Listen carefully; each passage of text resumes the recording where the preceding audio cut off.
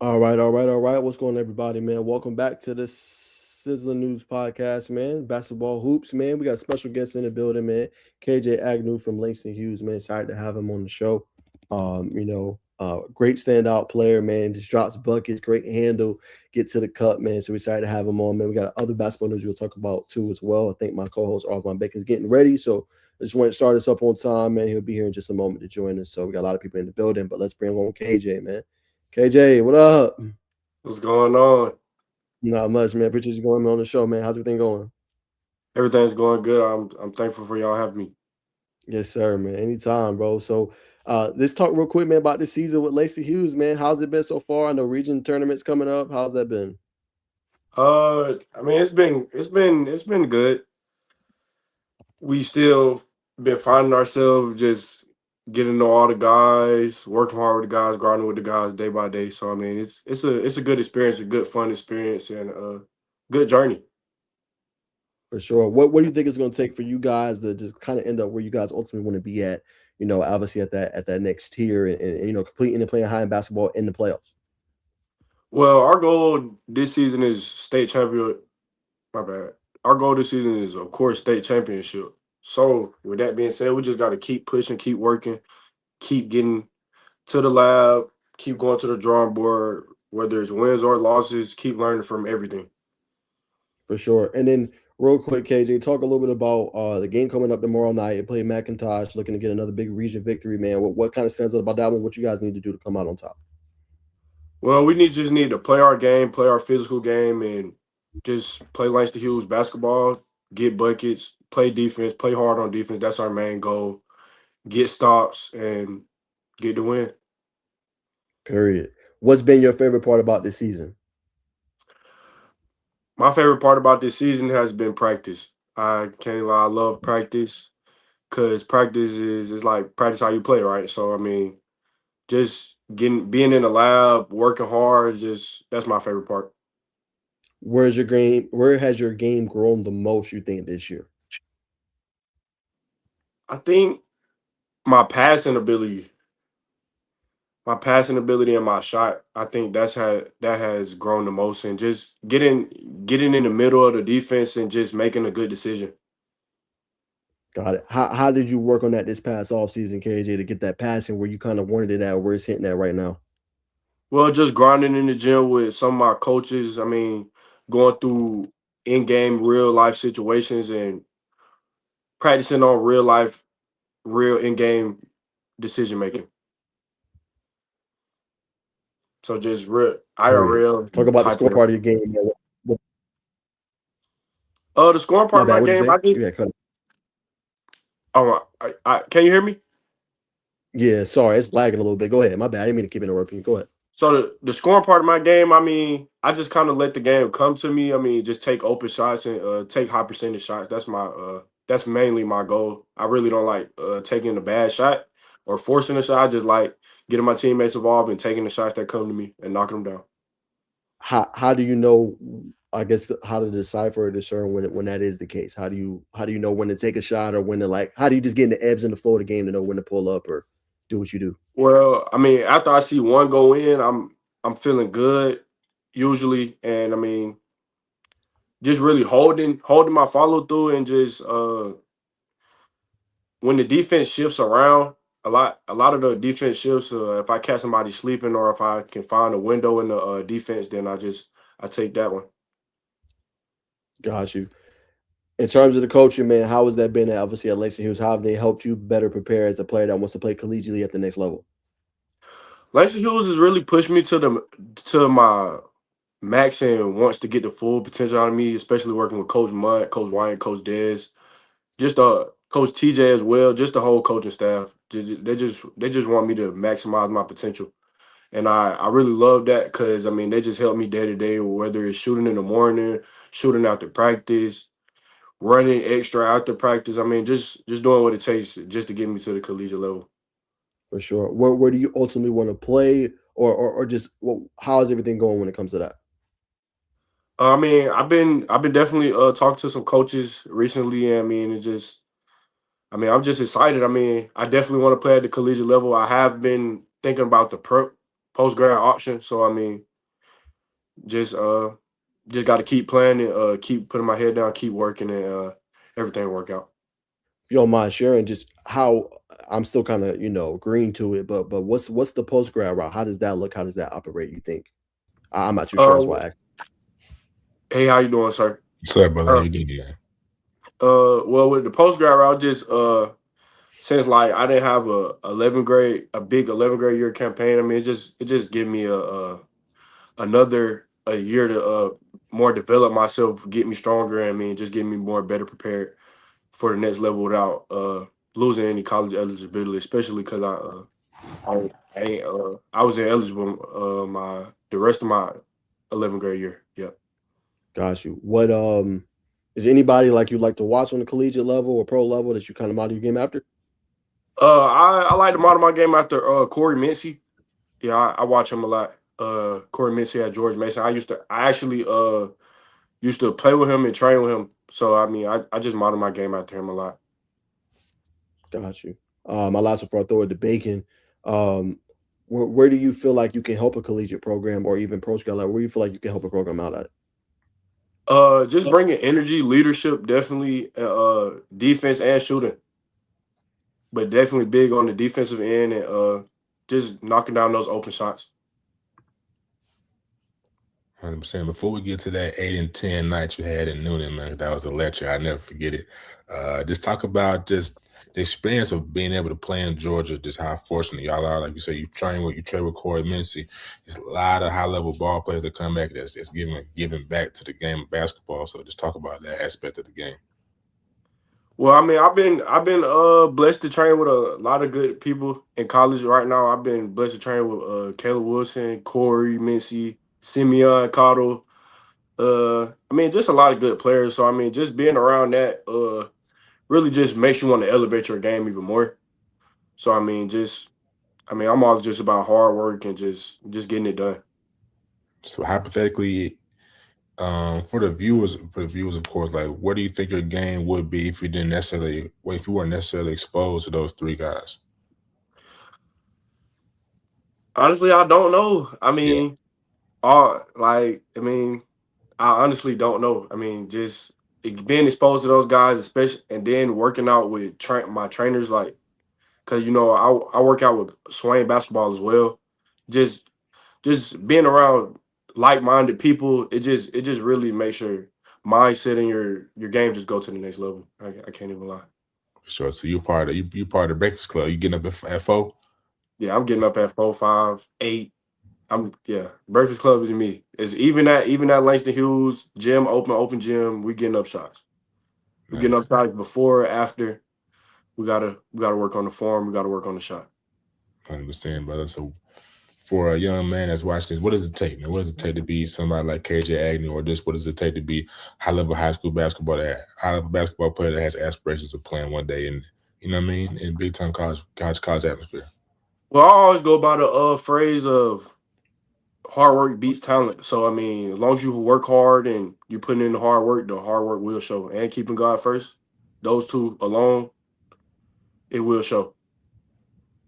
100%. Now that's what I'm saying. Let's kind of tell the story a little bit, man. You were at Kip Atlanta prior to Langston Hughes, man. Just talk about that stage of KJ, man. Who were you back then?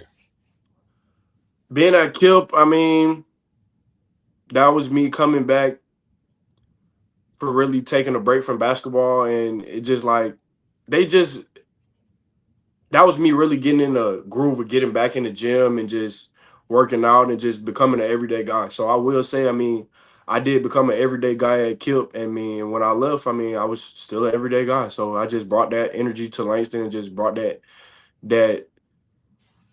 how can I say it, just that that drive to Langston and just the basketball team.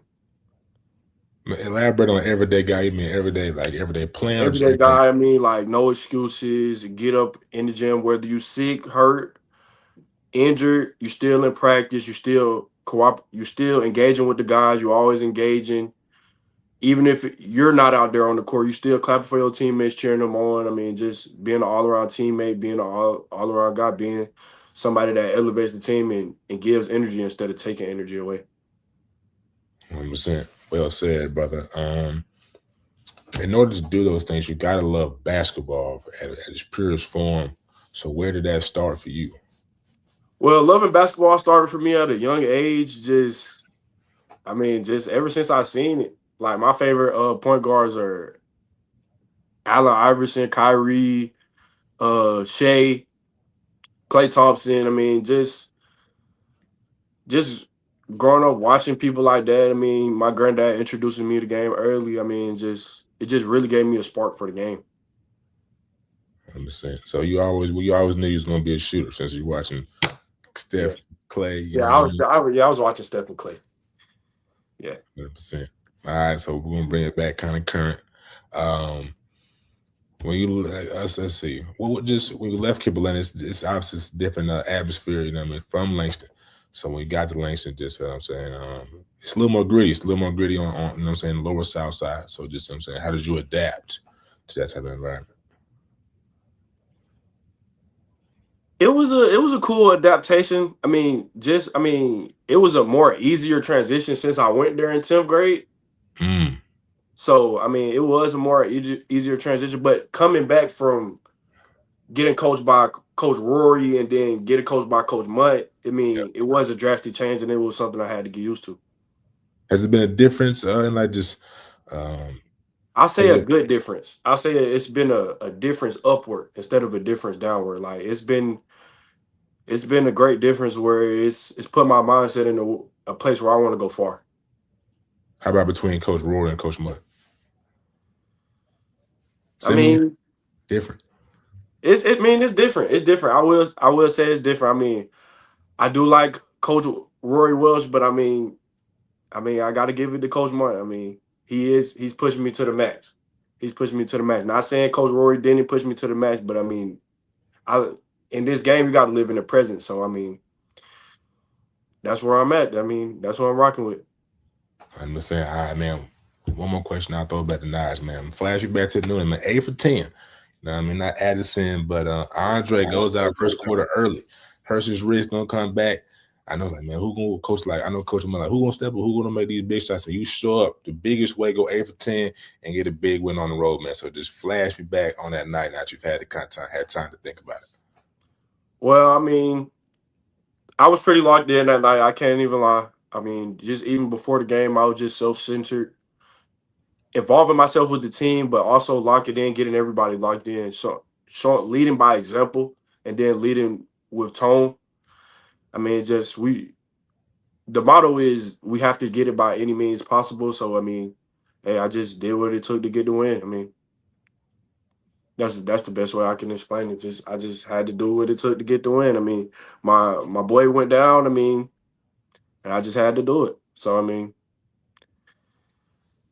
hey, we had to come out of Noonan. Hey, and their fans, it was a pretty electric environment. I cannot even lie. I was not expecting that, but we just had to come out there with the win. I know it was kind of like the test, and Noonan has they have something good over there. So I'm not gonna downplay them. They're a solid team. They play solid. We came out with the win. We wanted it more that day. 100%. My question for you, speaking of that electric environment, man. So how does it get down on the south side of Langston Hughes, man? You guys are going to host for the final game. You hosting Noonan, man. So give me a little bit of that south side flavor. Well, Southside school, it's always gonna be electric because like everybody pays attention to the social media and all that. So it gets fun. Our fans they've been showing up this season. I can't even lie. This is the most I've ever seen any Langston fans show up. So it should be an exciting game. It's gonna be our senior night.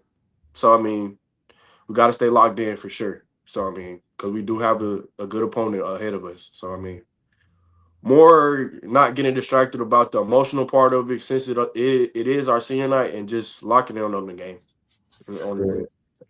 Well, what have you learned the most from this season? What I've learned the most from this season is that we win as a team and we lose as a team.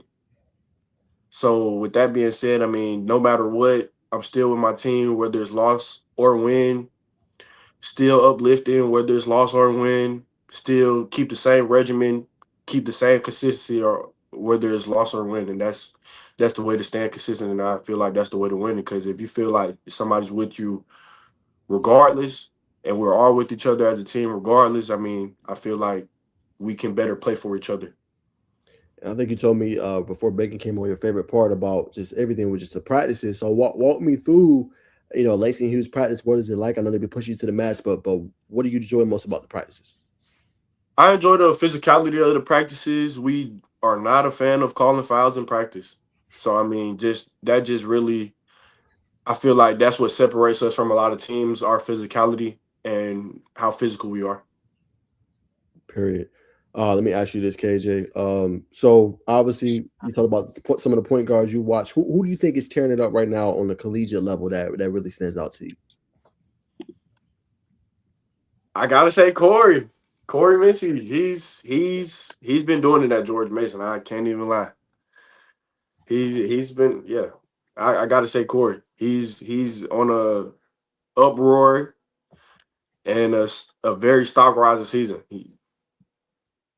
What's been your favorite part of your journey? You talked about playing that kid, coming over to Langston Hughes, not being eligible your junior year. It's a lot to go through. Obviously, you want to get on the court. Like, obviously that messes with a little bit of your recruiting. But what's been your favorite part of this journey?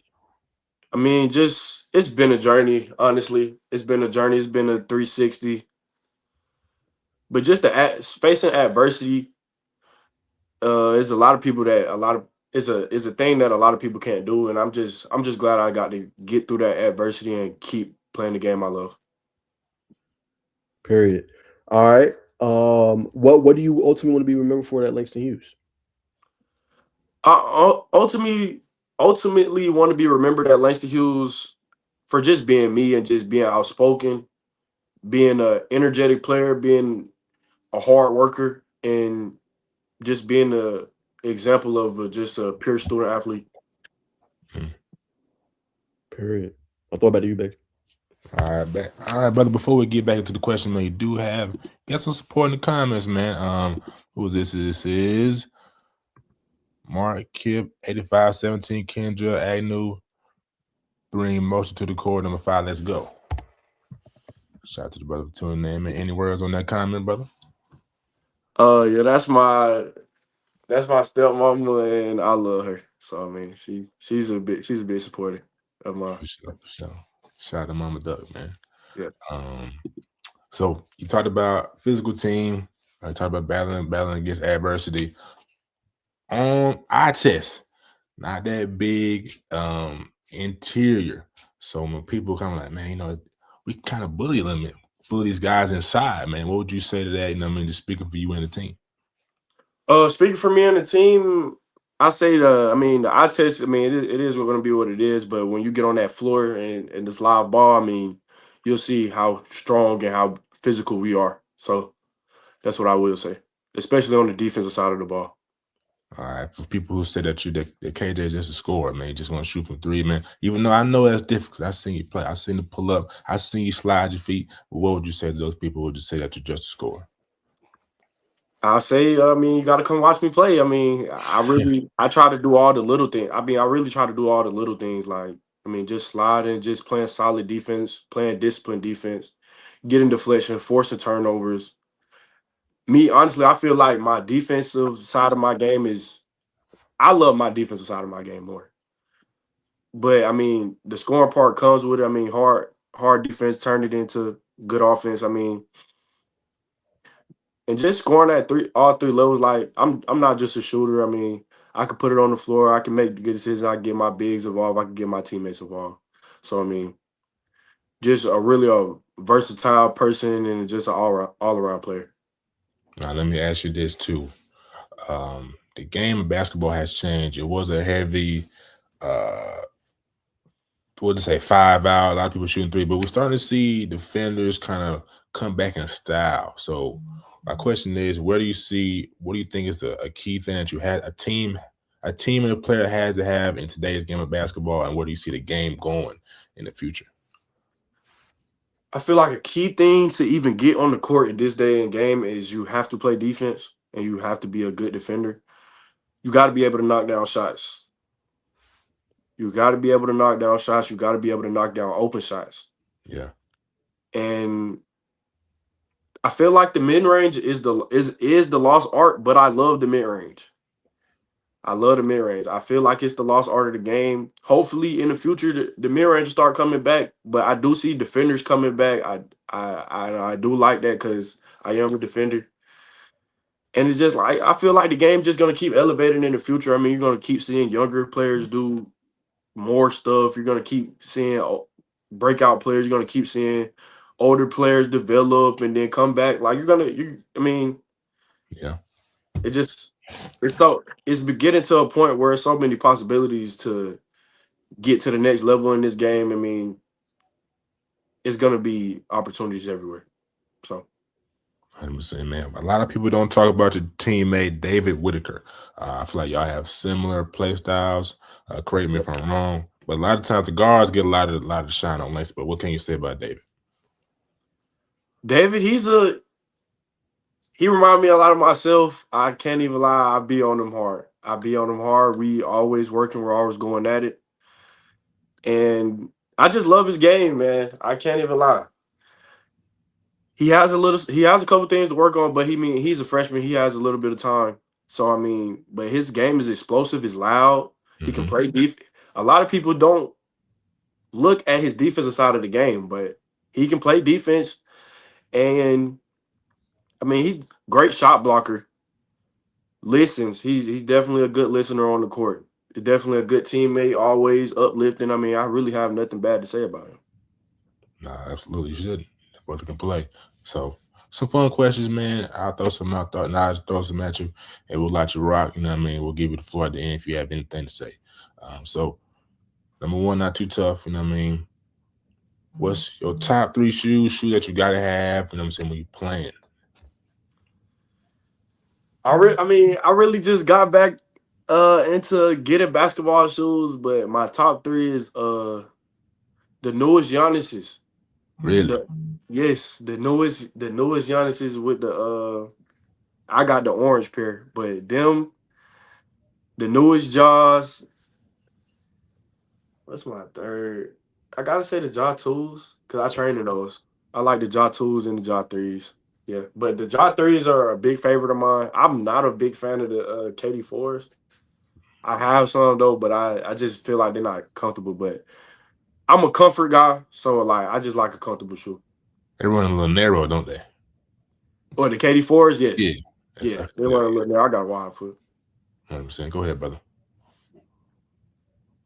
Oh, you good? You go ahead. All right. For the team, for Langston Hughes, the team, man, just who on the team is most likely to have their own reality TV show, and why? Honestly, I think it'll be Amari Jenkins. Me Why? and Amari Jenkins, because I feel like and me, Amari Jenkins, and Christian Smart. Because I mean, I just feel like we're comedic on the court. Like I mean, it's a hard game. We playing hard, but I mean, you're never too good to laugh. I mean, you can't never be too hard just to get a smile or just laugh a little bit. So I mean, All right. Another one, man. Who's anybody got any weird pregame rituals? You know what I mean? They put salt in their shoes still. Coach, I'm gonna get 2 inches. I say my pregame ritual. I feel like I probably got the weirdest one because like they be getting on me. The people who make the pregame love them. The people who make the pregame, shout out to them. But I put barbecue sauce on everything they make. Like every pregame, I put barbecue sauce on. So I mean, that's probably the weirdest one, I think. I had a little phase. I still kind of do it here and there. Yeah, I put barbecue sauce dang near on everything. So You can't beat it. can't beat it. Can't beat it. Let's see. Pregame snack, brother. Like at the gas station. So I know they made the pregame for y'all. Yeah, a pregame snack. I probably had like some sour candy or like some chips or some Famous Amos cookies. I like the famous. I do eat the famous Amos cookies before every game. I can't even lie. Yeah, I say the famous Amos cookies. Yeah. Modo than Amos. Yes, sir. I like that. Yeah. All right. Let's see. What would it mean? What's everything you've been through, bro? You said you lost your eligibility last year. Everything you've been through, man. What would it mean to you to make it to college, man? What would it mean to you, brother? Honestly, it would honestly mean the world to me. Cause I mean, that's a big goal of mine. I can't even lie. Like that's a huge goal of mine for me and my family. Just for me to make it to college and just after the whole journey, like just to make it to college and then once I get to college, see where I could go from there, whether it's pro or just helping the community. But I mean, just to keep leveling up in life and just do something with my life in this world as a young black man. So I mean. Absolutely, brother. Like I said, man, the floor is yours. Anything you want to say? Anybody you want to shout out? You know, Cole Allen dropping a 12, but, you know, I'm not trying to throw in your hands, but anything you want to say? I want to shout out everybody who helped me in this journey, all my family. I mean, I love y'all and I thank y'all every day. That's it. Kid Agnew, K-K71. Keep grinding, keep working hard. It's your time. It's definitely your time, brother. And we appreciate you coming on. And, you know, I will see you for senior night, brother. So, man, keep the guys all up. right, bet. For sure, man. Much love, brother. Much love. Yes, Appreciate you coming on, man. No problem. Thank y'all for having me. Mm-hmm. Yes, sir. There it is, man. KJ Agnew. Appreciate him coming on the show, man, talking about his journey, man. A lot of fun, man. Bacon, I'll throw it to you. Yes, sir, man. All right. So, man, let's do your IG comments, see if we got anything going. Got some people tuned in. So I was KJ Agnew of Langston Hughes High School 5A basketball last week. If you was with us, we talked 5A basketball. This week we're gonna go in order. We may go out of order after this week, but we're gonna talk top teams in 4A. I'm gonna pull up Kyle Sanders' list. You know what I mean? This is why I pull this up. Just kind of give the people your overview thoughts of 4A basketball, how competitive it is, and just who you like without telling too much. Yeah, man. 4A is always obviously one of the better ones when you break it down, and obviously all the teams in the region, man. You know, a lot of, you know, obviously good, you know, programs and basketball teams. You know, last year we had the Thriller, you know what I'm saying? You had obviously Norfolk Coney in there, you know, obviously Pace Academy, those two going head to head, two real big powers. In terms of this year, it looks like it is Norfolk Coney's to lose. 21-2, they got Justin Wise, who's obviously one of the best players, you know what I'm saying, in the state, in the country. So they should be right back up there. Their coach, Rick Rasmussen, is one of the better ones in the state, two-time champion now. St. Pius is having a great year. Still, I believe, undefeated, as you guys can see here, man. 24-0 currently is constructed right now. So you got to obviously take that into consideration. Pace Academy having a good year despite not having Bentley Lewiscano. 13-7. I know everybody's going to look at the 7 losses, but remember, they play a national schedule a lot of the time. But yeah, they play a national schedule a lot of the time, so they play some of the tougher competition. One of the surprise teams this year, though, has been Griffin. Griffin's having an outstanding year. Boys basketball, 19-2. Can't sleep at them. Very deep roster, good team, senior laden. They definitely got a lot of good going for them. Jonesboro, I know they dropped one last night, I think, to North Clayton, I think it was. But Jonesboro, they don't got their weapons like how they had before. Really strong 2028 player, but no more Cortez or John Tavis, who is now off to college at Miami. But obviously some standout players there. And Tucker's been having a really good season as well at 15-6. So, you know, with their guard play, how they conduct it down below, very loaded team, and they'll be interesting. They might be able to make some noise, man. But that top 3 is pretty solid. Yeah, top 3 is rock solid. To me, I thought the most dangerous team, Southwest DeKalb. Do you agree with that? Yeah, I can see that. Excited to be dangerous for sure. Yeah, I just think, man, they let me get down to my notes, ladies and gentlemen. Between Jackson Ushereed and Daniel Glanton, I believe, Daniel Glanton. I mean, it's a team that they're gonna be gritty. You know what I mean? They're gonna play a good style of basketball, whether it's getting out in the open. They're gonna play defense. But you know what I mean, when you passing that ball around like they can, I think they gotta. I think they can. They could be entertaining. They're still a young team. Both of those guards are young, but I think they're potentially the most exciting team. Them and Griffin, and maybe and Tucker too. No, not Tucker. Locust Grove. They play some outstanding defense. You're talking about you can't miss a pass. That defense is gonna take them a long way. 21-3 between Southwest DeKalb, Locust Grove, mainly Locust Grove. Don't be surprised if Locust Grove upsets one of those top four. But yeah, anything? Did you touch on Mays too, my friend? No, I was leaving that one for you. Well, you know, I mean, Mays, they I haven't seen a lot of Mays. I do know they have they got some scorers out there. They got some shooters. 17-5. Matter of fact, let's pull up their schedule. Kind of give them their just due.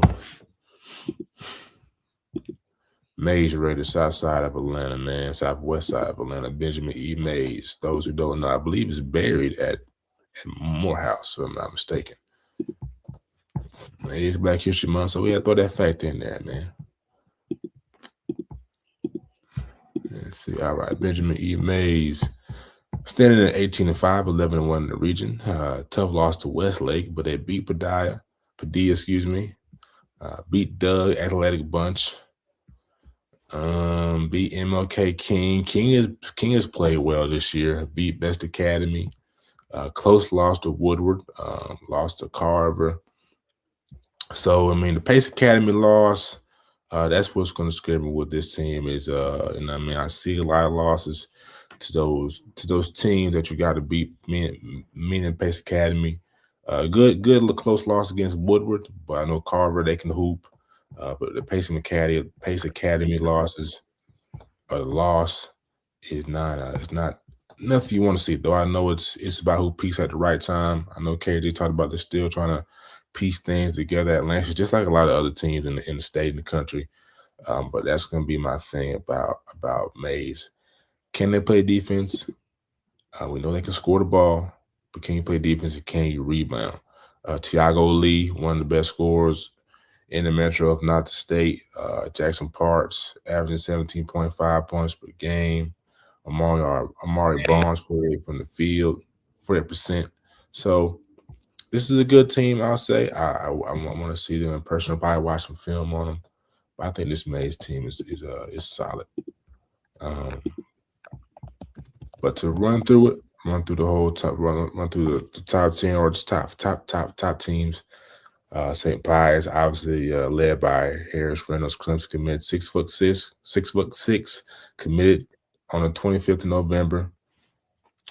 Brother's special, man. You know what I mean? Brother can do it all. He's gonna have a LeBron effect, Anthony Edwards effect in high school. Very super athletic, create his own jump shot, get his play, man, get his teammates involved. I mean, find Weston Keppin in the corner wherever he's shooting that ball at 6'3", and he can also pass the ball as well. So I mean, this is a very good team. Damari Elliott is a great rebounder, 600 on his career. So when you're shooting the ball, you can rebound, and they're gonna defend. They're gonna be a tough team to beat. I think close second.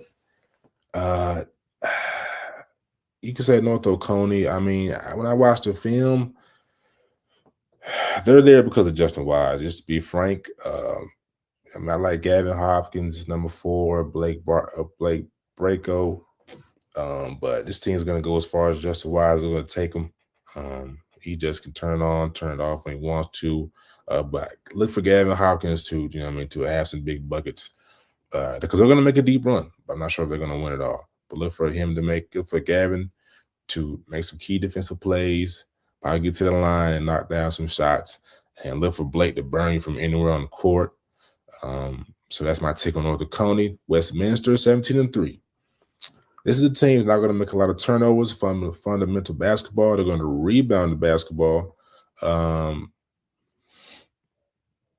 they'll kill you in transition.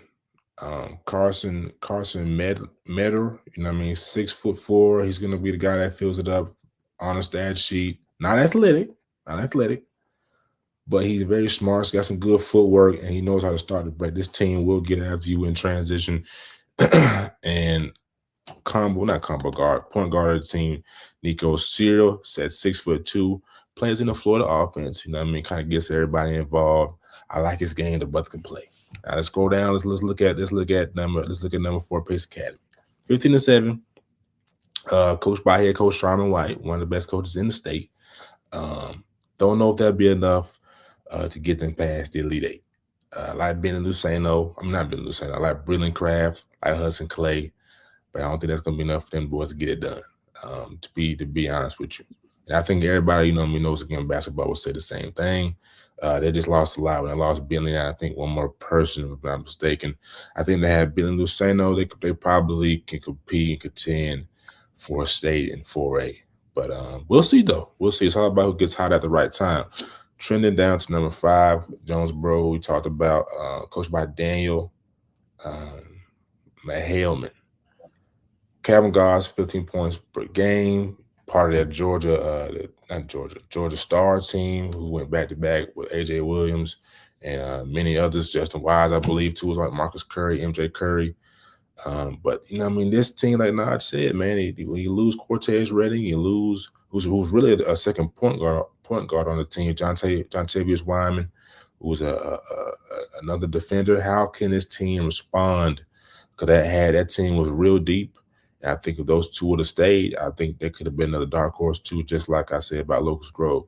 But losing those two guys, somebody got to step into those roles and be contributors, especially for Cortez, who played a lot of minutes. And like I said, he played basketball his whole way up, so he's got a lot of chemistry with those guys. So we'll see if Calvin Goss can keep that team locked in and inspired for a deep run.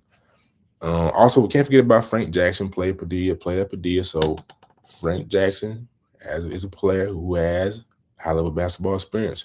Maybe he can be that guy that, keeps the reels on the track as we get into late February, early March. Southwest Academy, we talked about them. I think that's a dangerous team. Locust Grove, I think, is a very dangerous team to keep watch on. So, ladies and gentlemen, if you don't have any more to add to that, that's our take on the 4A basketball. All right. We'll transition. All right, let's see. We're going to transition. We're going to talk about Isaiah Collier and the Wheeler Wildcats. Isaiah Collier, Ace Bailey, and a few of his Utah Jazz teammates were in the building. Those things, Jaren Jackson was in the building, who just got traded from Memphis to Utah. But they retired his jersey and they put on a show. So, Naj, man, you've been to Wheeler multiple times. Just what's your thoughts on the whole ceremony, him coming back home and his jersey retirement? Yeah, I thought it was cool. I think they honored them in a big way. They won like 101-36, so they pretty much devoured North Paulding. Big win. I thought it was pretty cool for them to do his jersey. I think the only other player was Jaylen Brown. They did. Obviously, he was recently there, I think, for MLK Holiday as a speaker.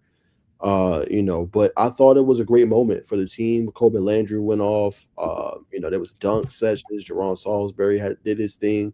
And I think Ace Bailey, I don't know if you know, they're teammates now. Remember, they went against each other a lot in high school and things like that, but he was there as well. But I thought a great moment just to honor him, honor an elite player, Hall of Fame, saying high school type player, in my opinion, if there was ever one in Georgia. And I thought they put on the show, and honor him in a big way, man. And Wheeler packed the house, and them boys just went off, man. They're one of the best teams, in the nation. I know they've lost some out-of-state games, out-of-state games, but when you look at that 5, it's going to be hard to see a better 5 in the state. It's going to even rival or come close to competing with them. But I thought they honored them in a big way. Yeah, man. I think Isaiah Collier is one of those guys, man, who's going to have. I think it's a tall task to say he'll be just as impactful as Jaylen Brown with all he's done, not just on the court but off the court. But I will say this, now I'm not sure if you've seen it, but he had 22 assists the other night, 18 to 22 assists. Wow. So, man. Isaiah, we've known him for a while. Isaiah Collier is a star, and his star just keeps ascending. So, it's going to be interesting to watch how the Jazz continue to ascend. Now, adding Jaren Jackson, seeming to get a little more athletic. It's unfortunate that they can't get Walker Kessler back in the building. But, as Ace Bailey continues to progress I think the Jazz will be competitive. But stay on high school. Stay on high school. We don't want to get off on a tangent. Let's see. Let's go ahead and get to McDonald's All-American rosters. Starting with the East. This is the East. Yes, this is the East, I believe. All right. Naj, I'm gonna start with you, man. Just on the East, because we reside on the eastern side of the United States. If you can blow it up, let me know. Yeah. That's good. Yeah, that's better. Yep. Who did you like? In terms of the East, man, really like Jackson Richardson, man. Baller, could do a whole bunch of different things, man. Darrell Rippey Jr. just committed to Duke. Explosive, great ball handler, can great, distributor of basketball, man. Can do a whole bunch of different things. Going to be great at Duke next year. You look at Darius Bivens, another stud, man. Outstanding what he can do with the ball. Very good defender, man. Like what his talent. And then Taylor Kinney's my other one. Outstanding player, plays for OTE. Committed to Kansas, man. Special. Just tough to slow down. Can create offense for others and himself. Really caliber talent. But I'd say of all the players, has to be Richardson, Rippey Jr., Taylor Kinney, and obviously Darius Bivens or some that I think. I do think Coben Landry got robbed. But what he's doing this year, 25.5 points, I think he's averaging per game, 6 rebounds or so. The UConn commit. That's one of my big ones, I think, that got left off. But, I think, pretty solid roster, though, to say the least. Yeah, definitely. I'm not sure how he keep getting left off, man. That's interesting. Be a part of Caleb Holt and the game elite, win the Natties for 3SSB, having a stellar year, committed to UConn. It's tough, but yeah, I agree with you. This is a good list. Like Bruce Branch, it's hard to ignore Jackson Richardson. I mean, son of Jason Richardson, Phoenix Suns legend. So yeah, man, this is a very good list. They always do a good job. McDonald's All-American, but they do, like you just brought up, they do leave people off. So let's transition to the West, man. How about your guy, man? Caleb Holt, Caleb Gaskins, Jason Crow, one of the best scorers in basketball, man. Just what was your take on the West side? Yeah, the West side's really good, man. You look at the front court play, it's different level. Tyron Stokes is obviously on there, what he's going to be able to do. He should be able to ball. Brandon McCoy is another outstanding stud wing player. Real good defender as well. He's going to be able to ball. As you mentioned, Caleb Gaskins is another standout player. Do a whole bunch of different things, man. So, pretty good roster. I say, like, you look at those three right there, the Holt, McCoy, Stokes, you can't go wrong with any one of those three. And you look at the best scorers, like you said, Jason Crow Jr. Pretty solid roster, man. Look like the West will probably have the advantage at the moment. Yeah, the West has won consecutively now, right? Maybe two, I know the last 2 years in a row, right? I think so. Okay. So when y'all let us know, man, I agree with Nod. I think the West has more polarizing names and they'll probably win, but I'm not gonna count out the East. I'm not sure how Caleb Holt is on the West side. That blows my mind. But you know what I mean? We'll see how it goes when the game goes on. All right. Kansas faithful Tyron Stokes, man. So what's your take on just Kansas seems to be a serious contender for Tyron Stokes? Yeah, man. Kansas is tradition. Kansas is a program that you've seen guys go to the league and excel. I think that would be a great team next year. Probably even better. Probably rival this year's Arizona's team. Just deep all around. We know this year they got Darian Peterson, who's kind of the star of the show. But when you look at them in its totality, that would definitely be a team you look at. Okay, hey, we got to think about them a little bit more. Really good roster. They already got another commit. Taylor, and we know about Taylor Kinney. They got another commit. Then you get Tyron Stokes. Yeah, you got a pretty good roster. And I think in contention for him is Washington, Oregon. I think Kansas is in there and someone else as well for him. Kentucky, there you go. We've seen the struggles Kentucky has. We know Mark Pope's a good coach. It just depends what he wants to do. If I'm him, I'm going to Kansas. I'm going to Allen Fieldhouse. I'm going to go, they make me feel good. and where they want to have me. And I just think every single night he would have a raucous environment and a raucous team that would want him to come play with him. You know what I'm saying? And like I said, the roster, I'm gonna pull this up here. Let's see. All right, this is what they have right now. But as you guys know, he visited. But like I said, Taylor Kinney they have, and then Javon Bardwell is another one. So like I said, two studs, top rate prospect, Kentucky and Oregon. Since then, he's picked an offer from Vanderbilt and Washington, also entered into the mix. So it just depends on what he wants. If I'm him, I'm going to get coached by Bill Self though. Bill Self is one of the top coaches. You obviously got Calipari, but he's not going to Arkansas. You got Mark Pope. Oregon, what they have going, but I think Kansas would be the move for me. Yeah, I agree. At first, not to get off the beaten path, but Coach Cal going to Arkansas, maybe it's a good move, but it's got to be tough to recruit them guys from the West to come play with you in Arkansas, man. Kentucky probably was the best place. So with Stokes, is he from Kentucky, that area? Stokes is from the Kentucky. No, that was he's from Louisville, yeah. So he's from the Kentucky area, Kentucky native. It's gonna be interesting to see if Coach Pope can pull it off. It'll be major just for that team to bring in a big blue chip like that. I think that'll kind of see things going to trend where Coach Calipari left it off at. But I agree with you, man. I think Kansas is a shoe in to get this one, man. Just too much on the table. Still got Cole Rosario, likely to come back next year. You know what I mean? They saw the bench after getting a lot of significant playing time early, but I agree with you, Naj. I think Kansas is a shoe in to get the services of Tyron Stokes, but we won't count out Coach Pope in Kentucky. But let me ask you this, man. Before we get into our interview with Woodward Academy, Mount Vernon, who's been your overall favorite player just in Georgia basketball this year? High school? High school basketball, yes, sir. Oh, good question, man. In terms of my favorite player, I'm trying to think.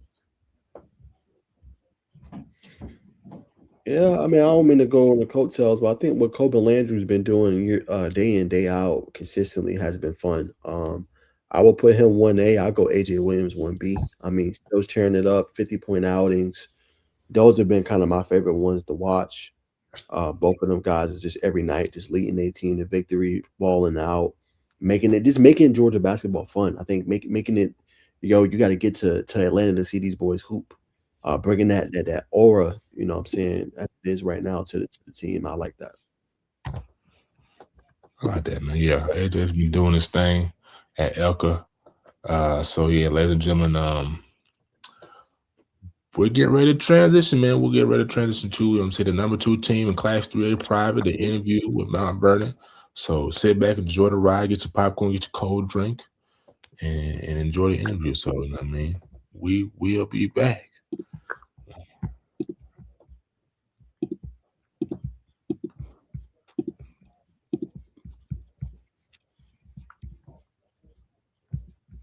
Boom. All right, ladies and gentlemen, the guys is back, man. If you're seeing this now, it's definitely we got on number 2 team 3. I'm bringing my guy as well, Nigel Wilkins, man. So today, brother, we got on the number 2 team in Class 3A private, Mount Vernon. They're doing that thing 20-2. Hottest team, in all of North Atlanta, man. So we ain't gonna take up too much time. If you got anything to say before bringing guys on, the floor is yours. Not much, man. Appreciate y'all always tuning in. Make sure y'all like, comment, subscribe on the YouTube, man. And blessed to have Mount Vernon on the show, man, and talk about all the great basketball players and obviously all the great coaches, man. So excited to get into this interview. I'm gonna say first and foremost, we got to bring on the man, one of the men in the eye, but Coach Davonte White, man, legend at UTC. So, brother, we appreciate you coming on. You know what I mean? Sam Brooks, the guard that's doing it all, doing many things, and Gabe Alterman. If you're watching, you definitely know that name, lighting up from downtown. Darrell Dickens as well, doing it all. I think he had 25. He doing it in every category. So, stat sheet stuff for sure. And last but not least, brother Tripp Jackson, How is everybody doing today, gentlemen? Good. Thank you for having us. No doubt, Coach. You know what I mean? So this Coach Davonte, man, for hopefully I'm saying your name correctly, sir. Yep, that's correct. Yep. Just want to start with you, coaches. You know what I mean? You had the ability, I think you had the ability to see this team, kind of just give us an overview of just how everything has gone for y'all to this point. Like I said, 20-2, you know what I mean? 12-1 in the region. Just give us the thoughts. Yeah, I think we've been playing really well this year. We got off to a really hot start. Like a lot of teams, you know, we found that certain part of the season where we were going through some adversity, some injuries, some sickness. But the guys, they started to really rally together. And that's when they seemed to get a little bit tighter as a team. And then we kind of got back on track with the winning. And even as of late, like, we're still battling adversities here and there, just like, you know, every other team in the state. But these guys are showing their resiliency and, you know, finding the win column every single time, it seems like. So I just hope we can kind of keep this momentum going, keep the good. And what should be your message to the young guys? Like, you know, this is it, man. Y'all 20-2. I got a chance to really do something special. You may or may not have done that your senior year, but just what should be your message to these guys in the last year of high school? Yeah, man. Coach Reed is always speaking on how do these guys want to leave their legacy at the school. We've been fortunate to be around a lot of winning basketball. We won the state 2 years ago. So a lot of these guys were able to kind of, you know, see what success looked like, and they know what it takes. But we want them to kind of write their own chapter as seniors and as leaders of the team. So that's kind of what we've been pouring into them, you know, speaking on how to lead their legacy the right way, kind of trying to do something that hasn't been done here with this senior class and winning 2 state championships, and kind of, you know, rewriting their legacy book and leaving on a high note. Absolutely, well said, Coach. I'm gonna come down to the players. I'm gonna start with you at the bottom, Tripp. You know, man, you're at the bottom, so I gotta bring you to the family atmosphere, brother. So for you, Tripp, being a senior, hearing what Coach White has said, you know, I mean, obviously listening to Coach Duncan, you know, what I mean, in the locker room, in the huddle, you know, what I mean, being a senior, man, just what's your mentality, trying to get it done this year? Mentality. I feel like nobody on the team wants anything less than state, and I feel like we all come to the gym every day, give it our all, and it's a good product to see on the court when, like, it's fun on the court when you can see the results of the work you put in showing up on the court. And I feel like we as a brotherhood, like as a team, we all see that. Like, guys are playing unselfishly. Like, nobody cares who gets the credit. Our coach is always big on saying that nobody cares who gets the credit. And, you know, we're in the gym. I feel like everybody on the team loves to play with each other. I feel like we all love each other outside and off the court, just in life in general. And I feel like that translates to being on the court. And like, but if you don't play basketball at the next level, you got to commentate the English, dog. You spoke that like a leader, man. So, second question for you is, who is the leader on this team? I feel like us four as seniors, but I feel like we have a lot of player-led leadership. Like, I say Darrell with his play, and Gabe. Gabe is the vocal leader on the court as our point guard, and then I say Darrell with his play, and then we got guys off the court that just, I think everybody respects each other in the locker room. So, like, whenever anybody has something to say, like, everybody stops and listens. Like, it doesn't matter who it's coming from. So we all kind of lead each other. 100%. All right, for sure. So I'm gonna come to you, Sam, as we're chopping it up. Just what's your mentality during this senior season? I think my main mentality is really the importance of one and trying to focus on everything as like an individual like activity. Like Coach talks about it a lot, like focusing on each game as its individual like season. We're trying to not really focus and carry things over from one game to another because it might not really work. So just trying to adjust yourself to every game like it's its own thing and just focus on everything with equal importance. 100%. One thing at a time. Sam, this will be your focus this season for during the senior season for you. I think my main focus has been putting everything I can into the team. Like even when we're not at practice or it's not during a game, just like trying to give as much focus as possible and like my energy and everything to the game. Well said. Come to you, Darrell. Switch up the pace.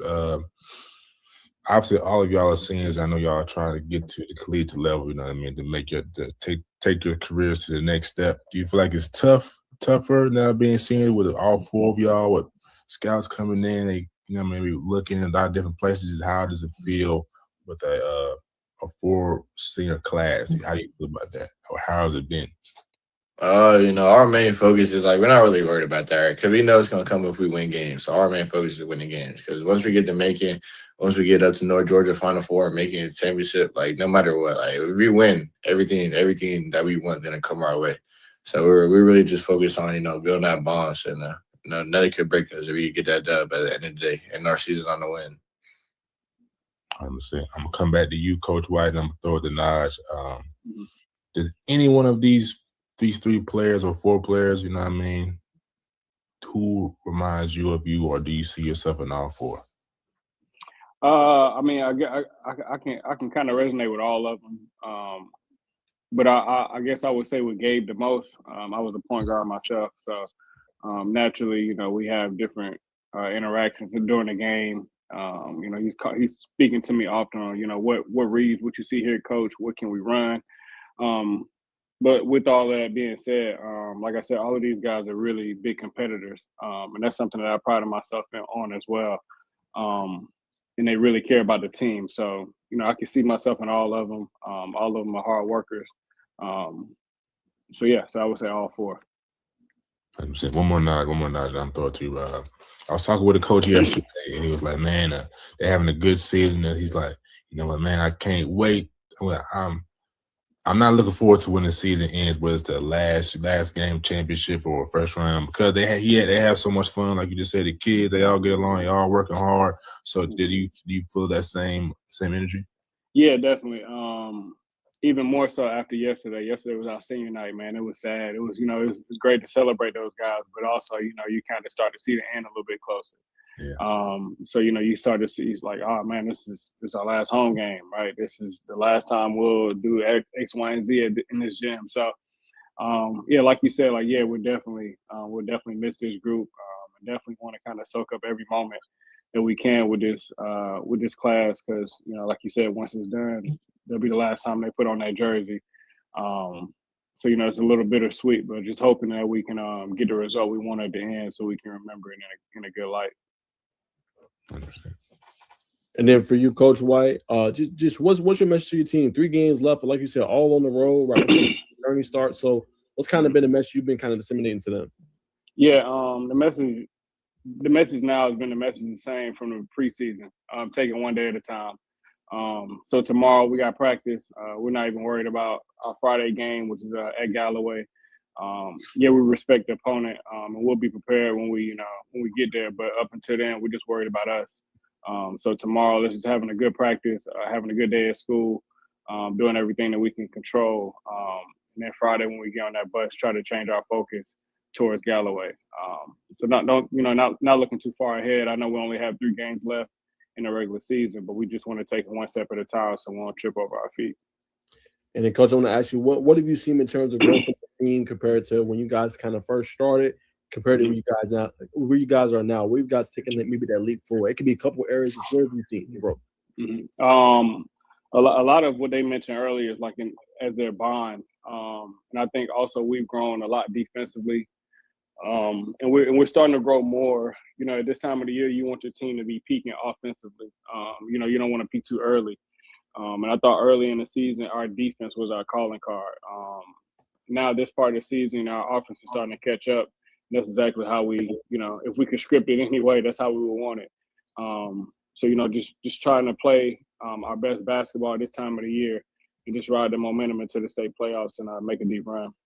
And then I want to ask you, speaking of making that deep run, Coach, you guys challenge yourselves early in the season, right? You're playing the Shambleys, Berkmar, which is a perennial 6'8", kind of power. Talk about how that made you guys better, challenging yourselves so early in the season and now region slate. Yeah, Coach Dungan did a great job of putting our schedule together. Like you mentioned, we played against a lot of higher classification schools, a lot of teams that were spoke about in a highlight, which had great players and great programs. And we wanted to be challenged to, be one of those programs as well. And if you want to be the best, you got to beat the best. And we did our part as far as just taking it one game at a time. We had a lot of close games, which I hope they would kind of will be able to learn and lean on to those victories when we get in the playoffs and we have some, in those situations where we need to pull out a tough game. So I hope that we can kind of lean on each other and lean on that tough scheduling early to kind of help us out late. For sure. And then, Coach, I want to ask you just, well, what are you kind of responsible for? I feel every assistant coach is responsible for something, whether it's offense or defense or running different schemes and systems. Like, what's kind of your calling card? What you're responsible for? We kind of do about collective. I do a lot of the sub patterns. I help out with the offense as well. Kind of a lot of the behind the scenes stuff, and I also help out with the guards often. But like I said, we kind of do it by committee. Coach Duncan does a good job of having us kind of. One day I'll come in, I'll be with the bigs. One day I'll come in and be with the wings. So we kind of dibble and dabble all across. So the guys don't hear the same voice over and over.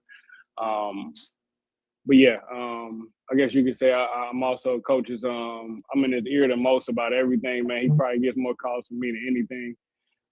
But I'm just kind of like the fill-in guy, man. Whatever we kind of need, I'll do that. If I need to get the jerseys together, I'll do that as well. Whatever we take, whatever it takes to win the game, that's what I'm for. Yes, sir. All right, man. I thought to the players. I want to talk to Darrell a little bit, man. So Darrell, obviously senior season. I know all you guys are, obviously combined together. You're leaders of this group. So, kind of you guys been together for a little while. When did you know this team could potentially be good? I know it's still a ways to go, but what was it, a game or was it a scrimmage? Was it trials? Like, when did you know, okay, this unit that we got could potentially be special? If I'm being honest, it wasn't even a game. It was really a practice that I really knew like we had something special. So we had a tough loss in the fall league, and we had a week or 2 week stretch where we were just running, conditioning, just trying to just get to our peak performance so we could get ready for the season. And just like the stuff we were doing, like I couldn't even tell you like how hard it was, but like nobody on the team quit. Like everybody finished. Everybody got through it no matter what. And like when somebody was falling behind, everybody went back, picked that person up, and got them to the end. So that's when I really knew like we got something special here. For sure. And then Coach talked about the schedule earlier. I know you guys had a couple losses, but those losses you guys took earlier, in the year, how do you feel like that's made you guys better, in preparation for this region tournament and obviously the run you want to ultimately make? Yeah, something Coach Reed harps on is like, you want to learn a lot, but like he likes to win. So we want to learn from wins, but like you can't always, you kind of like look past it, you win the game, you're like, all right, whatever. This Colossus kind of was like an eye opener. You kind of let us know what we needed to work on, so we could be ready for like the big games once it starts to count, like region and state tournament. For sure. Notice to Sam, I know Bacon asked you to come early, but how do you best complement this team? What are you responsible for? How do you fit into kind of your role, Sam? I think I'm a big energy guy. I love giving guys praise all the time off the bench because I feel like a big battle that happens on the court is within the mind. And I feel like a way a teammate can really help out is just by giving them as much love as possible during the game and during that battle. So you be more hyped for your teammates when they do a play than probably even yourself. Yeah, for sure. Where does that kind of come from? Not everybody has that, especially, obviously in this day and age, but where does it kind of come from for you, Sam? I don't know. I think it just comes from this team being so together. And I feel like us really being a family, it's just like everyone's always looking out for each other and we always got each other's backs. So I just feel like that's like a duty I can really serve for my family. For sure. A question for all three of y'all. What's been maybe your favorite game or favorite trip or just all together? I know you guys been together since fall league, man, but give me your favorite moment if y'all had to say. I know it's still early, but just so far this year. I'll start first. We went up to, where was that trip? The mountains? Yeah, we went up to the mountains. I feel like that was real fun. Everybody got connected. We were still working. We were still doing sprints up the hill, lunges up the hill. We got to get that working no matter what. So we were still doing that. But just like, having fun, laughing, playing 2K, Madden with each other, just staying up all night, just stuff like that with the team, just it builds bonds that are going to last forever, especially because, you're going to be in the fire with these people, in the next coming month. So it's like, it's just real love around us. 100%. Coach, I got to ask you, man, what is for the people who don't know, for the green people, you know what I mean, what's the benefit of running uphill instead of just running on flat land? Almost a savant like yourself. Oh man, a lot of it is, man, they told us to do this when we were young. So we're like, hey man, y'all gonna get on these hills and run these hills, right? But a lot of it is also the incline. It'll help you with your legs, it'll build strength. And then like Darrell said, man, we were pushing those guys to a point where exhaustion sometimes, right? So, just more of what Sam mentioned, like the mental battle, right? Just kind of pushing them to see what their limits are. And then when you get to that point, try to push through that wall, because that's how, some of these games will be. Like, we'll be in a dog fight with some of these games, right? Mentally, we might not get a call, but, you got to go against that adversity and just keep pushing through that. So a lot of the hills and the wind sprint is like, it's as simple as, you just running. But when you get a little tired, you meet that adversity, all the hard work and the mentality stuff kind of comes into play. So that's the point of it. Again, well said. When y'all break down this team, it's a lot of during today's basketball world, it's a lot of 5 out. I feel like y'all kind of run a similar system. They were like big man that y'all added this offseason from Noah Brady. Yeah, Noah Brady. Yeah. You know what I mean? He's more of a back to a versatile. I'm gonna face up a little back to the basket. But I mean, just break down kind of for the people, man, what type of team y'all are 5 out. I mean, just schematically. I mean, without telling too much, I know. Right, yeah, can't give you the whole recipe, right? Yeah. But we are a 5 out playing team. We like to play our free flowing basketball. Like you mentioned, Noah is a guy that can get the rebound and push the break, and kind of get us going a little bit earlier. He has that ability to do so, and it unlocks us a little bit differently. We like to spread the ball. We often get compliments from opposing coaches about our ball movement and our connectedness defensively. Like I mentioned earlier, man, we put our calling card on our defense, and we know that we won't win a championship without playing defense the right way, connected. And then fellas, you help me out here. What does Coach always say? No rings? No rebounds, no rings. No rebounds, no rings, man. So boy man gets paid, man. So we always kind of harp on, rebounding the ball, defending, rebounding, and running. And we feel like we can kind of find a way to execute that game by game. We always have a good chance. I'm going to come back to you, Tripp, because I don't think we touched on you and what your role was on the team. If I asked you twice, forgive me, brother, but go ahead and talk again about what you do for this team, man. I think me specifically, my role, I know my role is to get as many rebounds as I can. That's kind of mentality I go on the game with, to get as many rebounds as I can, provide energy when I get on the floor, and also like defend, like got to make sure nobody beats me off the dribble. Can't allow anybody to score. It's just like a pride thing. I think we all take pride in defense, but I know me especially, I hate the thought of somebody scoring on me. So I think that's mostly my role, the rebounds, the nitty gritty, pick and rolls. I may get a steal every now and then. I like to get, my layups. I like my dunks. I like hanging on the rim and all that stuff, all that good stuff. And I get a few blocks here and there. I like blocking shots. All the stuff that like get crowd reactions. I love that. I love crowd pops. So that's what I try and do.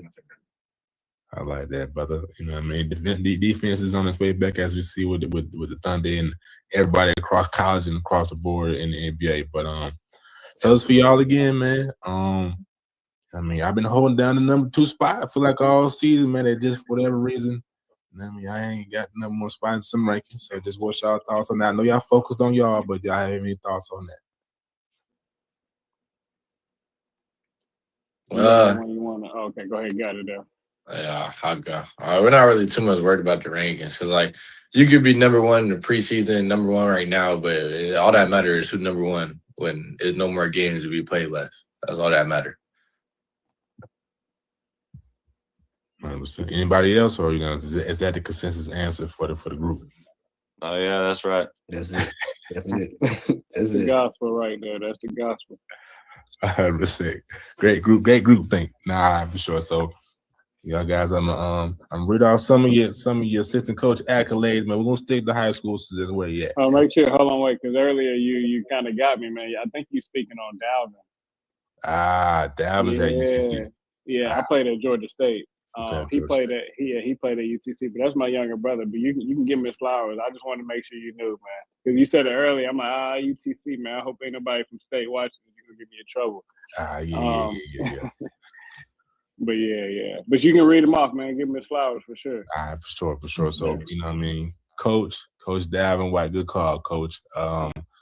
Graduated from Norcross High School, you know what I mean? Helped Norcross to 28-4 record, you know what I mean? Averaged 10 points, 5.4 assists, second in Gwinnett County, 2.8 rebounds, 1.4 steals, and he captured an honorable mention as a junior. But, you know what I mean? 28-4 was his record, and he was a state runner-up, man. Y'all feel like y'all can outdo Coach this year as a team and possibly personally averaging 10 points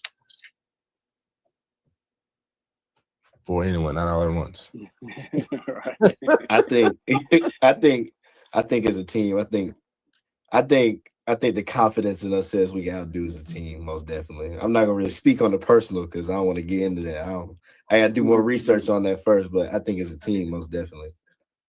All right, for sure, man. So I throw in one fun one, and I throw it back to Naj, man. So anybody on the team, actually, let's just stick to the four teams right now.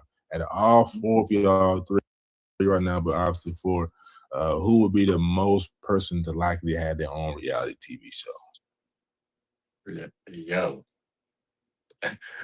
You know who it is, Tripp. No smile. No smile. You know it. You know it's you, bro. Yeah, it's gotta be Tripp. Gotta be. You like that, Tripp? You Wait.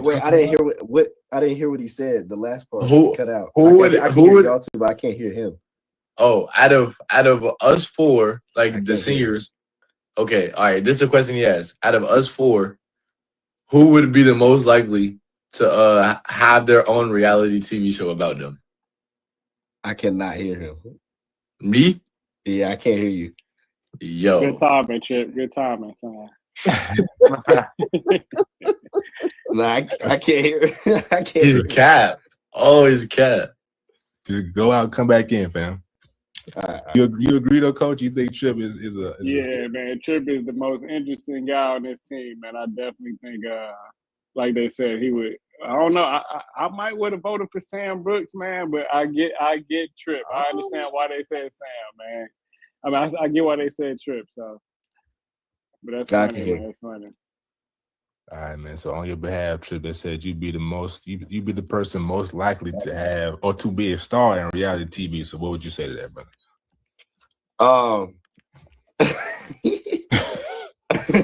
I'm not sure. I mean, I can see myself being on TV, but I don't know. I'm not sure yet. It's one of those things where we'll see if it happens one day. We'll see.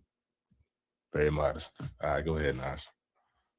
Okay, my question for y'all is like, what do y'all like to do, off the court? Just something just to ease y'all minds, man. Like, what's your hobby? What y'all like to do to kind of just improve a little bit? I got school, basketball, it can be a lot.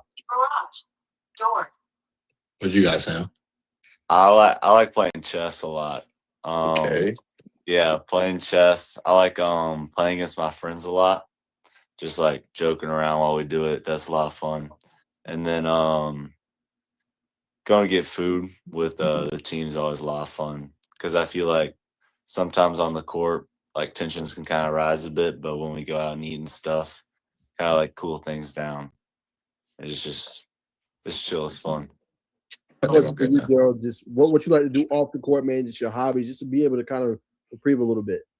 Off the court, I don't really get too much off the court time. Basketball really take up a lot. But like whenever I can, like if we don't have games, I like to go fishing a lot. Yeah, I feel like fishing. It kind of like just cools your mind, put you at peace. Everything going on. Gotcha. Yeah, go. Whoa. He probably can't hear us, man. He jumped right off. There we got Tripp back. You hear his Tripp? I can hear y'all now. There we go. All right. I was gonna ask this: what would you like to do off the court, man? Just kind of ease your mind a little bit, man. Take your mind off school, sometimes even basketball, just to be able to kind of reset. Oh, me, I'm in the aviation, so I'm trying to get my private pilot's license. So that's what I do when I'm off the court. I'll go down to the airport by Hampton Field, and I have an instructor that I know, and like if I have free time, then we'll get in the plane, and if not, then I like come home, get on the sim, stuff like that. I feel like Darrell said with fishing, I feel like flying is just at peace. It's like you looking down at the world, like you at the top. You feel like you're at the top of the world. So that's what I like to do. If you don't mind me asking, where did your kind of love for it come from, or when did it start? Probably when I was like 2 or 3, if I'm being honest, since I can remember, because we used to travel a lot when I was younger. So that's definitely where it starts. Like the first time I was on a plane, I remember I used to look out the window and I see all the stuff below me, and I was like, everybody looked like ants. So, right.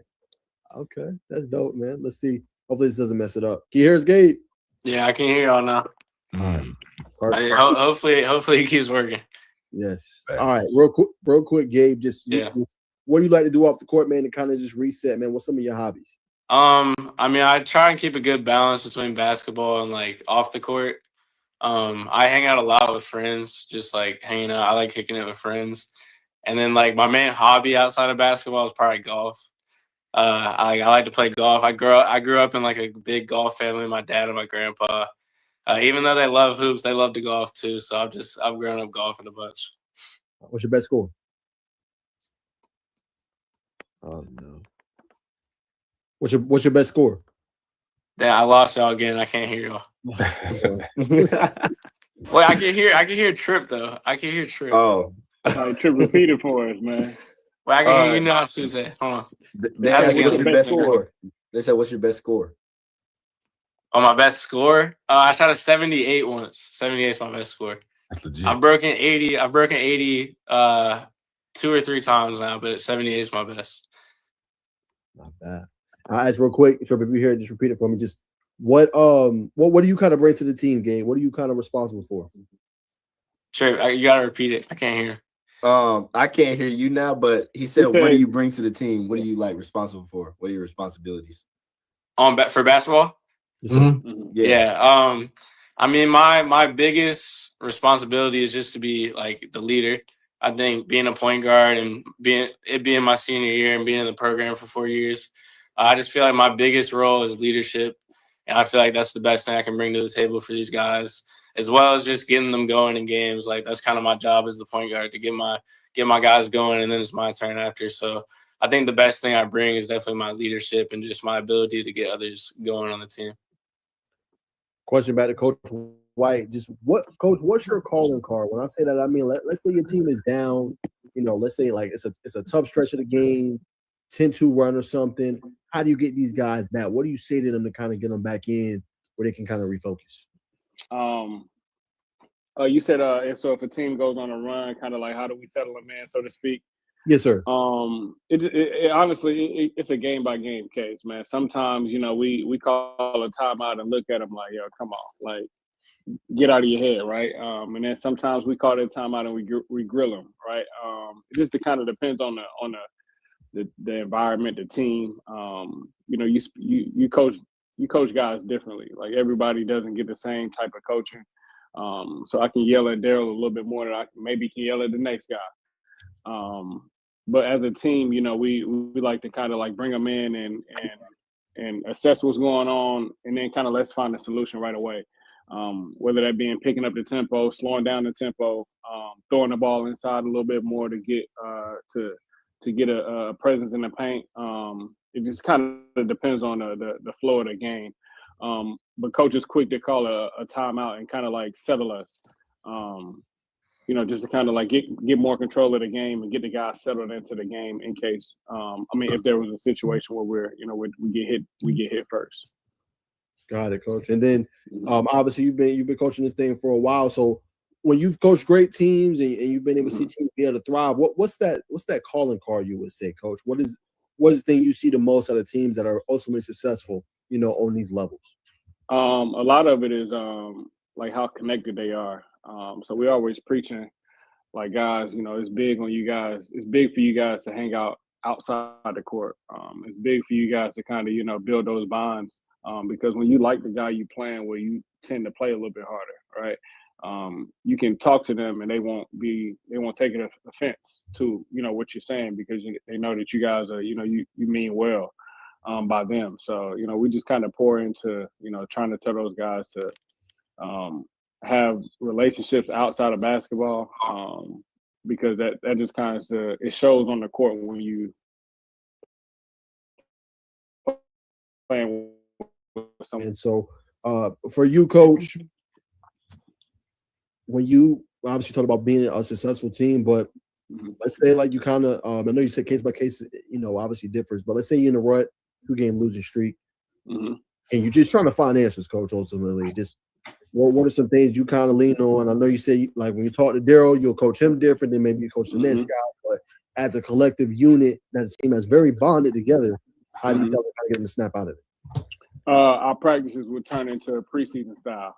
We would kind of like go back to the drawing board. Because a lot of times when teams are kind of going through the brutal part of it, or if they're just in a rut, like you said, it's probably some slippage somewhere.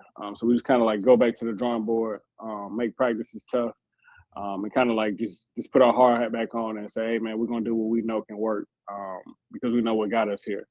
Coach prides itself on having difficult practices often, and I think that's why we've had a lot of success this year. Because when it gets to the game, not to say it's easy, but our practices are very, very hard on purpose. So, like I said, if we do find ourselves in a 2-game skid, knock on wood,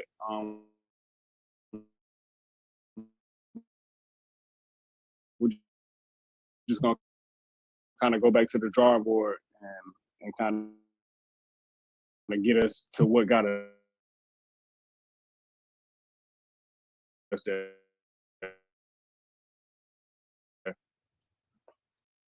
Yeah, is there a coaching change? Yeah, it'll say the same. It'll be a little bit more turned up because at this time of the year, one game and you're done, right? In a couple of weeks. So yeah, we'll be more intentional on everything that we do. But at the same time, we're gonna do what we know, and that's just taking it one day at a time. We don't want to put no pressure on the guys to, feel like we got to make every single play. We can't make any mistakes because they're gonna make mistakes. Basketball comes with that. So just keeping the environment like loose and free for those guys where they can kind of thrive and lean on each other and have some success. Absolutely. Last two fellas, for you, Gabe. Hopefully you can hear me, brother. I feel like out of everybody that's on this call, man, I feel like you kind of resemble Coach Duncan. So how was you and Coach Reed's relationship? Me and Coach Reed are super close. My first year at Mount Vernon was my freshman year, and it was his second year as an assistant. So we kind of both really like grew together. Like he grew as an assistant coach, and I was growing as a player, as a young player. And then ultimately, when he became the head coach, and it was my junior year, our bond became even closer. Just we had talked a lot. I kind of got his back on the court. He got my back off the court. And we kind of just have built a relationship over the years that's super strong. And that's my guy. So we'll always be close. And we know we've been in a lot of tough games together. We've seen a lot together. So I know I got his back. He knows I got his back. So it's just a mutual good relationship. I'm all good, family. And last thing, we're in the side with the band, man. Any weird pre-game or post-game rituals that y'all have as seniors, or just individual person? I'm trying to think. I don't think it's nothing weird. I got one. Every time we pray before and after the games, whoever has the winning streak keeps going until we lose. So luckily, we've only had to change it twice so far, and we're hoping to keep. It's Quint right now. Quint's doing all the prayers, so we're hoping he keeps doing the prayers until the season's over. 100%. Blessed and highly favored. Shout out to Quint, man. Yeah. All right, man. Did y'all enjoy the experience, man? How'd y'all feel about the call, man? It was good. Yeah, I couldn't hear y'all half the time, so I'm sorry. But yeah, but it was good though. We got it's something. all good, man. This went from like a 10-minute editing session to probably an hour, man. But yeah, for the love of the game of basketball. So, fellas, Coach White, Brother Dickens, Sam, Tripp, and Gabe, and I think one more, right? Darrell. That's it. And Darrell, my bad, Darrell.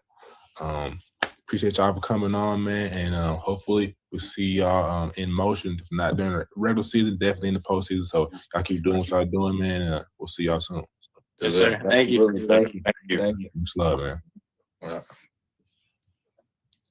All right, Naj, man. You know what I mean? That's now Vernon, the number 2 team in Class A private.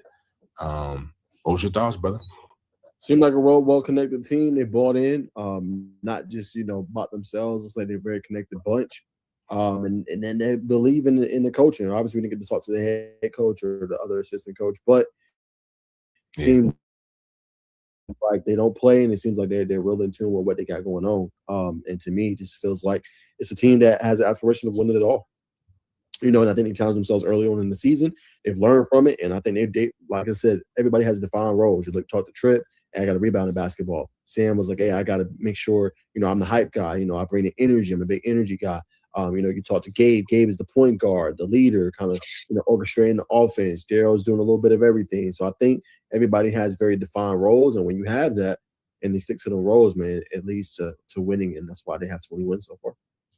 Absolutely. One spot behind Holy Innocents for those keep up with the rankings. Biggest thing for me, everything you said, but rebounding, I came up with the saying they have. I thought it was pretty fire. But rebounding, essentially, it reaps benefits, reaps rewards, and ultimately wins championships, which I agree. Defensive rebounding goes a long way in the game of basketball. Like I said, ladies and gentlemen, this is a pre-recorded episode. If you only knew how long it took me to edit this. Back to the regular scheduled program. We'll probably get ready to go into college basketball. So enjoy that, ladies and gentlemen. And while you're here, man, like, comment, subscribe, man. And we see the guys out. Throw up the deuce, just as the news.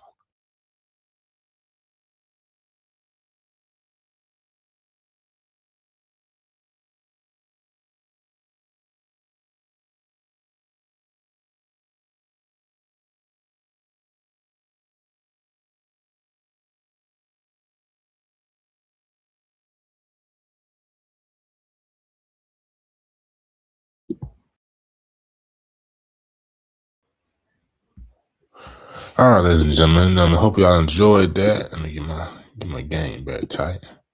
Actually, this is fine. But I hope y'all enjoyed that. We interviewed Mount Vernon. Like I said, number 2 team, Class 3A private, coached by Reed Dungan. He saw the team, man. He saw the 4 teams, really dedicated, really locked in on this year's mission, this year's journey. Only sitting number 2 behind Holy Innocents. Do they have Caleb Wilson from last year? No, they don't. But they are very talented. It's going to be interesting to see what happens come March. And I think they're still playing in Macon Coliseum. But that's neither here nor there. But before we move on, I want to touch on one team in forward that we didn't get to dive as deeply into. The name of that team is Griffin Bears. I want to add that to the team or the list of teams that I said who would be dangerous. Number 1, I said Locust Grove. Number 2, Southwest Cab. Number 3 is going to be Griffin. Now, look at this team. They're very athletic. They got a lot of guys, a lot of guards, forwards who can get their own or create their own shot. They're going to play defense, very athletic. Like I said, they can shoot the ball. They can rebound. When you do all those things and defend, rebound, you're going to go far. Bubba Sullivan, number 2. Damari Bailey, number 3. Now, if you're talking to a source, you know who you are, brother. He told me they got a lot of dogs on this team. And I've seen his clips. on the socials on IG. And I've been watching Griffin from afar, so I had to come back and give them guys that just due respect. In fact, let me pull up their record, and pull up some stats if they got it.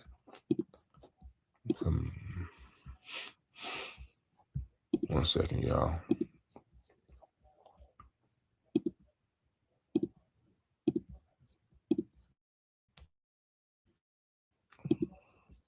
All right.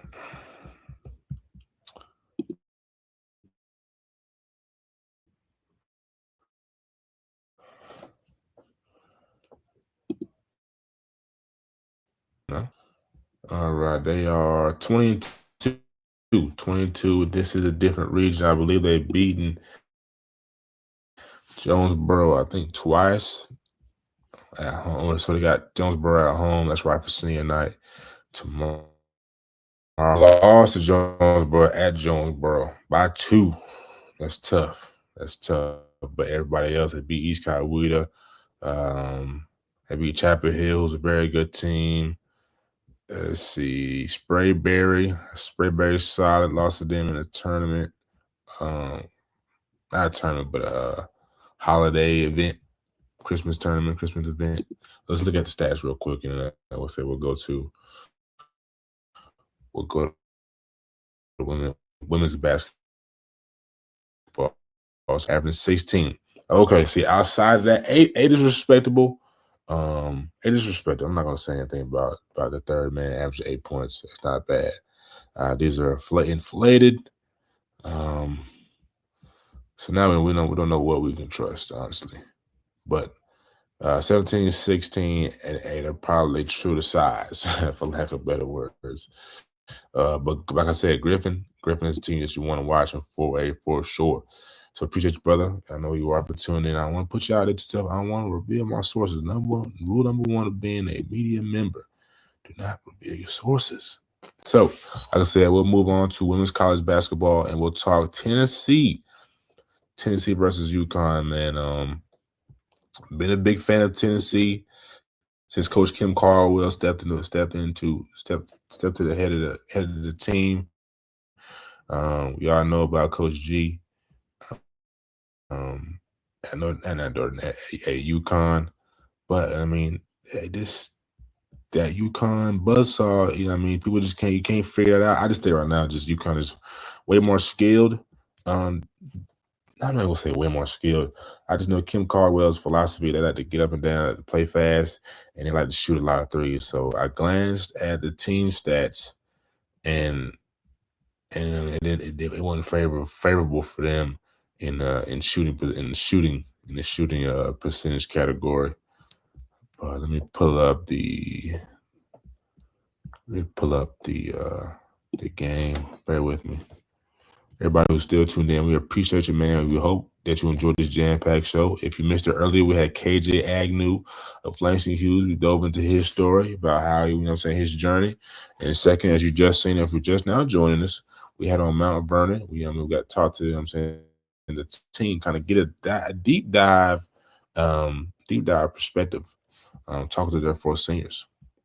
So let me pull up these. I'm on the men's. Yeah, I'm on the men's. Wait a minute. All right, here we go. Tennessee. They say the best things in life are worth the wait. 96-66. Here we go. Team stats. Let's go. There's really no need looking at the box score. Let's get down to the nitty gritty and analyze the game. 38% field goal, 10 for 31, 32% from 3. Not bad. If you're gonna shoot 32% from beyond the arc, obviously the average line has crept up from 33%, what used to be the average. But like you see UConn shoot 50%. Free throws, 8 for 12 is not gonna get it done. But when you lose by 30, it doesn't really make a difference. So let's see. They definitely lost in the blocks category. 20 turnovers. That's a problem. That's not a standard for Kim Caldwell. They're a team that thrives in transition. So, like I said, I would love to kind of look at the film that she has to the right if you can see it. So let's tune in. I don't want to expand it because it might get copyrighted. Big shot from the corner. But, we got Sarah Strong in company. To me, Sarah Strong is second best player. I like the young lady from Iowa State. She just down there turning hips. But let's stay on UConn and the stats. Largest lead, 32. They lost in the foul category. Points in the paint. Yeah, Tennessee plays a slender game. Like I said, they're more aerodynamic. But let's see, points 14-16. Let's see, Sarah Strong 26. Saria Williams had 12. Eslin Shade, she had 10. Azzy Fudd, another monster on this team, 27, 11 for 17, 5 for 8 from downtown, 7 rebounds, 2 steals or 4 steals, 1 block. So man, it is pretty much outclassed these girls. But when you're playing on the road, first time playing in UConn, it may not go your way, but I don't think that's anything to take away from the 15th ranked Lady Volunteers. I thought I was sharing the screen the whole time. Anyway, let's move on. College freshman, best freshman of all time debate, man. I was hoping my guy was gonna be here to debate with me, but I think my brother is busy.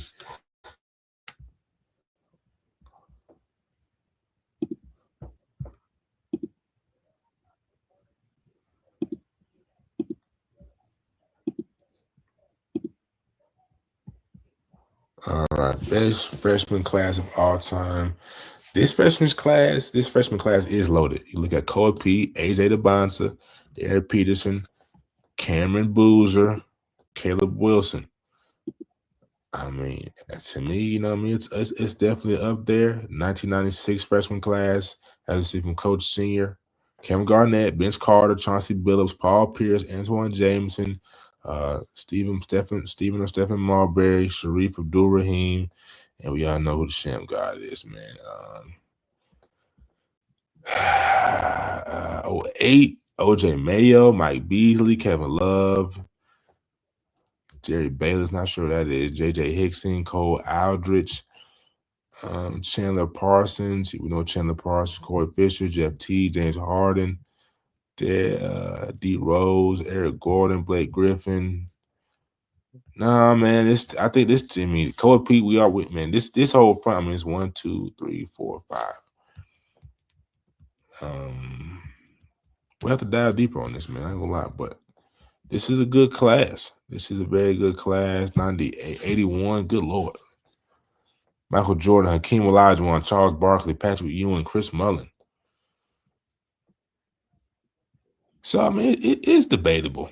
It's debatable. I think you really gotta see how they pan out in the NBA. But I don't think anybody's gonna deny that this isn't gonna be, when it's all said and done, one of those freshman classes that people talk about for a long time.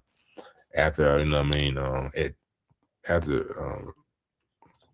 Jalen Rose finally shows some gray hair, and Chris Webber shows gray hair too. But you know what I mean, Cole P is going to be a monster. AJ Davonte, who I'm hoping the Hawks can get with the 3rd pick in the NBA draft. I've been on record. Darren Peterson to me is another Kawhi Leonard. Maybe not as elite on the defensive end, but the same type of characteristics, the same type of offensive game. Cameron Boozer, son of Carlos Boozer, is going to be electric. Caleb Wilson from Atlanta, 19 points per game. Big time. And that's just the bigger names, and that's not even counting Darius Acuff. That's not even counting Terry McKinney. You know what I mean? It's not even counting Cayenne Anthony. It's in so many others. So I think this class will be up there. I think all time we look at the top.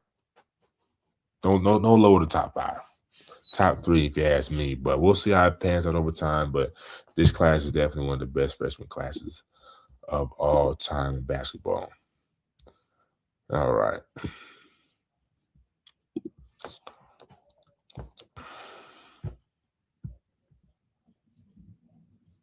And to round it out, we'll talk the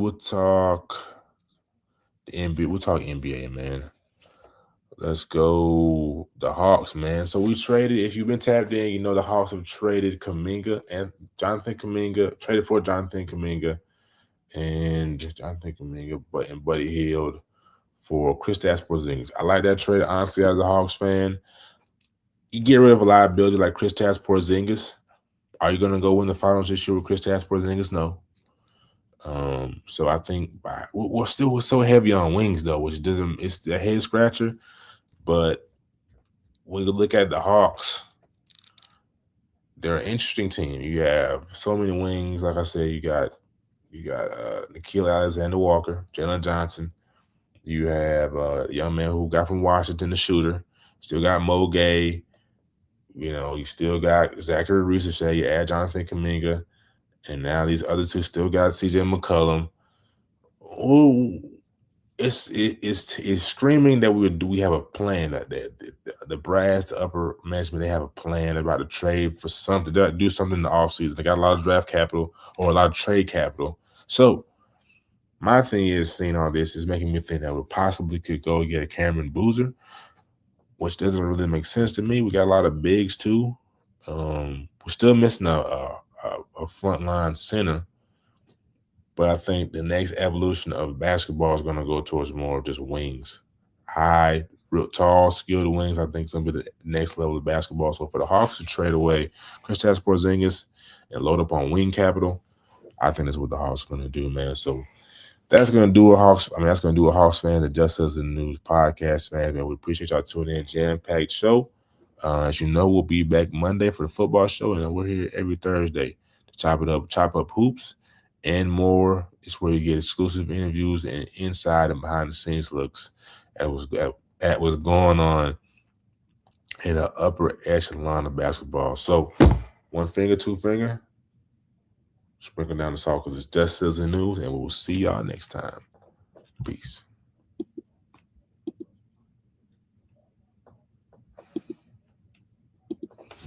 Whoops.